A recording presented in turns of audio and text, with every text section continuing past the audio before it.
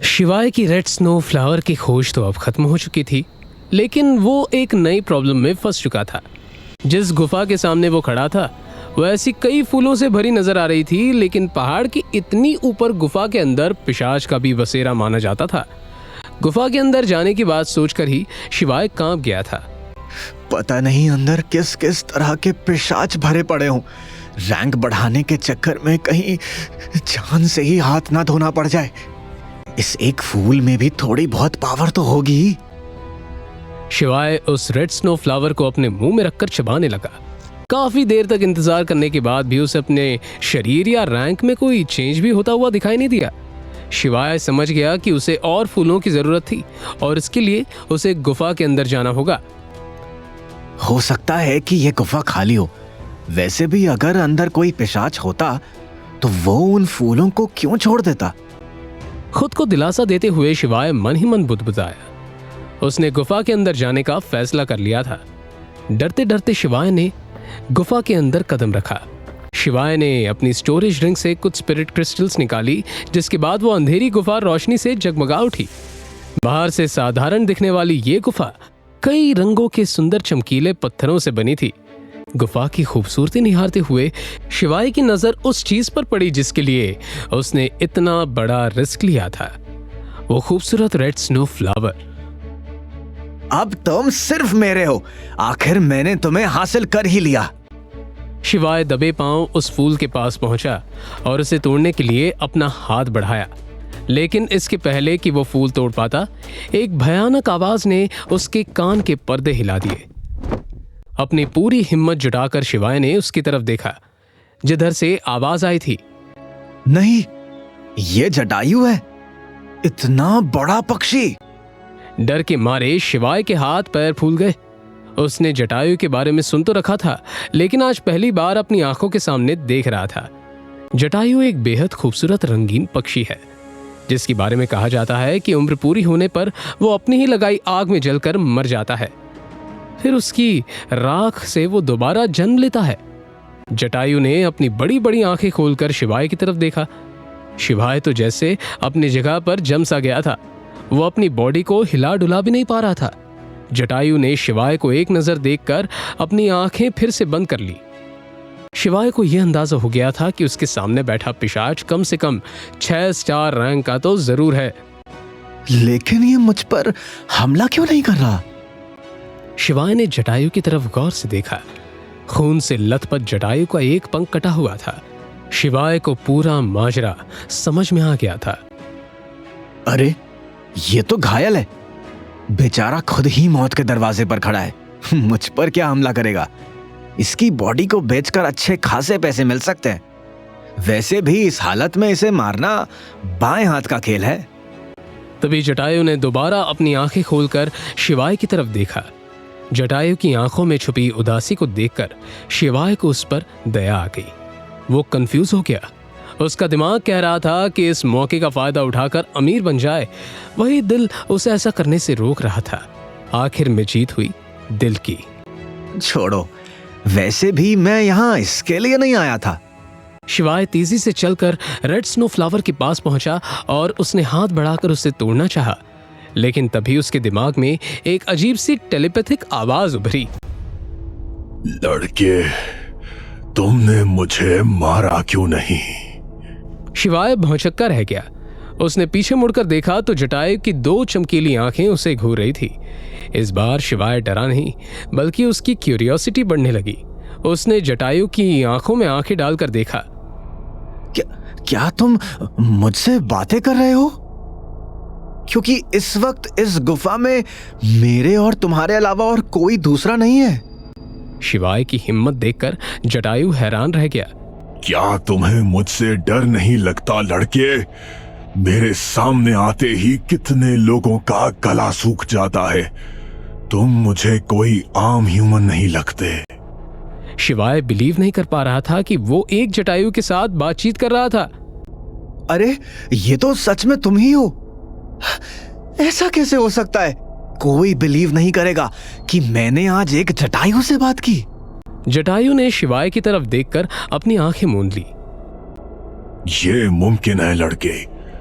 दुनिया में ऐसे कुछ प्राणी हैं जिनके पास ये स्पेशल पावर्स हैं, और फिर तुम्हारे साथ कनेक्ट करना तो बिल्कुल आसान है, क्योंकि सुपीरियर ब्लड लाइन के होने के बाद भी तुम बेहद कमजोर हो।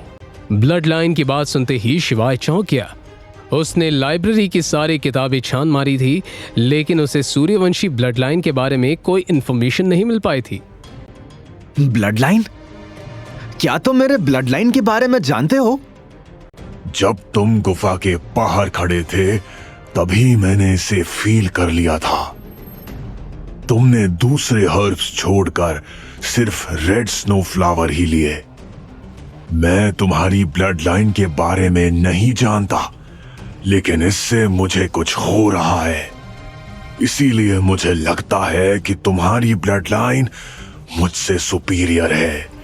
और हाँ, मुझे नहीं लगता कि ये रेड स्नो फ्लावर तुम्हारे किसी काम का है। अपनी मेहनत को बेकार होता देख शिवाय फ्रस्ट्रेशन में जोर से चिल्लाया। क्या? लेकिन क्यों? जटायु ने बेसब्र हो रहे शिवाय की तरफ देखा। क्योंकि तुम्हारी ब्लड लाइन बहुत पावरफुल है। मुझे ह्यूमंस का तो पता नहीं, लेकिन मुझे लगता है कि जब तक तुम्हारी बॉडी पूरी तरह से मैच्योर नहीं हो जाती, तब तक तुम्हारी ब्लड लाइन अनलॉक नहीं होगी। शिवाय ने राहत की सांस ली। उसके लिए रास्ते अभी बंद नहीं हुए थे। देखो लड़के, मेरे पास वक्त बहुत कम है। वैसे तो मैं ह्यूमंस पर भरोसा नहीं करता, लेकिन तुम मुझे थोड़े अलग लगे। मुझे तुम्हारी एक हेल्प चाहिए। कहकर जटायु ने अपना घायल पंख उठाया। पंख के नीचे एक अंडा था। इसमें मेरा बच्चा पल रहा है। मेरे जाने के बाद क्या तुम इसका ख्याल रखोगे? शिवाय को तो बिलीव ही नहीं हो रहा था। आज उसने एक जटायु देखा और फिर अब उसका अंडा। लेकिन तुम मुझ पर भरोसा कैसे कर सकती हो? अगर मैंने इसका ख्याल ना रखा या इसे बाजार में बेच दिया तो? फिर मैं इसे इसकी किस्मत समझूंगा। जटायु ने धीरे से वो अंडा शिवाय की तरफ सरका दिया। उसके चेहरे पर उसने ये पढ़ लिया था कि वो ये जिम्मेदारी उठाने के लिए तैयार है। इसके साथ कनेक्शन स्थापित के लिए इसके ऊपर अपने खून की एक बूंद डालो। शिवाय ने हिचकिचाते हुए जटायु की तरफ देखा। उसने ह्यूमंस और पिशाच के बीच म्यूचुअल कनेक्शन की बात सुन रखी थी। जटायु के कहे अनुसार शिवाय ने अंगूठा काटकर खून की कुछ बूंदें उस अंडे पर गिरा दी। खून की बूंदें गिरते ही अंडा थोड़ा हिला और शिवाय की हथेली पर एक फायर मार्क बन गया। शिवाय को उस अंडे के साथ एक बॉन्ड फील होने लगा। ये देखकर जटायु ने राहत की सांस ली। शुक्रिया, ये तुम्हारे लिए एक छोटा सा गिफ्ट। शिवाय के सामने खून की एक छोटी सी बूंद हवा में तैरने लगी। शिवाय ने अचरज भरी नजरों से देखते हुए पूछा, ये क्या है? मेरा खून। ये तुम्हारी ब्लड लाइन अनलॉक करने में तुम्हारी मदद करेगा। ये कहकर जटायु ने अपनी आंखें बंद कर ली। अचानक ही आग की तेज लपटें उठी और जटायु को जलाने लगी। शिवाय दुख और अचरज भरी नजरों से ये सब देख रहा था। तभी खून की वो तैरती बूंद उसके माथे से आ टकराई और उसका माथा दर्द से फटने लगा। कुछ ही पल में वो बेहोश हो गया। शिवाय को जब होश आया तो उसका पूरा शरीर दर्द से टूट रहा था। रात की बात याद आने पर उसे ऐसा लगा जैसे वो कोई सपना देख रहा था। लेकिन जैसे ही उसकी नजर उस अंडे पर पड़ी, वो समझ गया कि यह सपना नहीं था। शिवाय जब उस गुफा से बाहर निकला तो देखा कि दोपहर हो चुकी थी। हैरानी की बात यह थी कि बाहर इतनी गर्मी होने के बावजूद शिवाय को गर्मी महसूस ही नहीं हो रही थी। उसे अपने मसल्स भी पहले से ज्यादा स्ट्रांग लग रहे थे। जटायु की कही आखिरी बात याद आते ही वो उछल पड़ा। तो क्या मेरी ब्लड लाइन? शिवाय अपनी रैंक चेक करने लगा। स्टैट्स पर नजर पड़ते ही वो खुशी के मारे नाचने लगा। उसका पोटेंशियल रैंक 0 स्टार से बढ़कर अब 1 स्टार हो चुका था।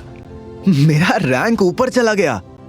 पोटेंशियल चेक करते हुए वो शिवाय की खुशी दोगुनी बढ़ गई। 6 स्टार रैंक पोटेंशियल, और ये अभी आर्टिफिशियली लिमिटेड था, मतलब कि उसके लिए पॉसिबिलिटीज की कोई सीमा नहीं थी।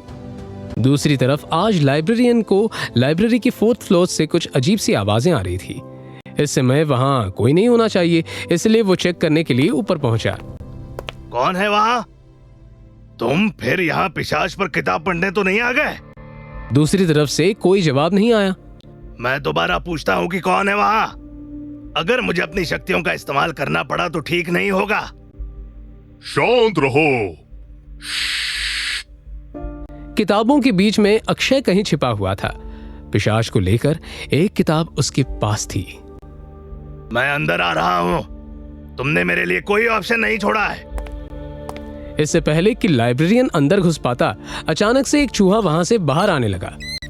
ओह, तो तुम थे। लाइब्रेरियन को वापस जाता देख अक्षय ने भी राहत की सांस ली। अब अगले मिशन की ओर। इस नए पोटेंशियल और रैंक के साथ जब शिवाय वापस एकेडमी लौटा तो बाकियों की क्या प्रतिक्रिया थी? क्या लोगों ने अब उसे इस बार दूसरी नजर से देखना शुरू कर दिया, या फिर उसकी मुश्किलें और भी बढ़ गई? उस जटायु के अंडे का क्या हुआ जो अब उसके साथ बॉन्डेड था? जानने के लिए सुनते रहिए योद्धा, सिर्फ कुकू FM पर।